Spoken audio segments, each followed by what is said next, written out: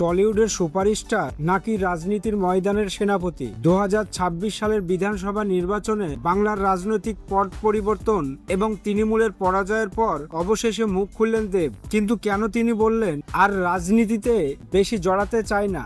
দলের হার আর নিজের প্রিয় পোষ্যের মৃত্যু একসাথে জোড়া ধাক্কা কিভাবে সামলাচ্ছেন নায়ক? চলুন জেনে নিই আজকের এই ভিডিওতে। নির্বাচনের ফলাফল প্রকাশের পরেই বড় ধাক্কা খেয়েছেন দেব। অন্যদিকে নিজের দল তৃণমূল কংগ্রেসের পরাজয়, কিন্তু এই হার নিয়ে দেবের প্রতিক্রিয়া সত্যি চমকে দেওয়ার মতো। দেব অকপটে স্বীকার করেছেন তৃণমূলের এই হার তিনি আশা করেননি, তবে জনগণের রায়কে সম্মান জানিয়ে তিনি বলেছেন অনেক কিছু জীবনে মেনে নিতে হয় এবং মানিয়ে নিতে হয়। দেব স্পষ্ট জানিয়েছেন তিনি চান না বিগত সরকারের করা ভুলগুলোর পুনরাবৃত্তি আবারও ঘটুক। বিজয়ী শিবিরের উদ্দেশ্যে তার অনুরোধ, ইন্ডাস্ট্রিতে বুঝে তার পাশে দাঁড়ালে বেঁচে যাবে বাংলা ছবি। তাহলে কি দেব পাকাপাকি ভাবে রাজনীতি থেকে দূরে সরে যাচ্ছেন? হ্যাঁ, অত্যন্ত দেবের সাম্প্রদায়িক মন্তব্য কিন্তু সেই ইঙ্গিতই দিচ্ছে।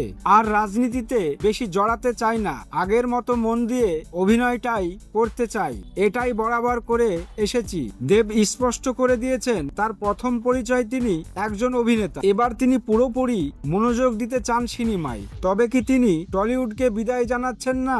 একদমই না, বরং ইন্ডাস্ট্রির স্বার্থে তিনি সবসময় নেপথ্যে থেকে কাজ করবেন।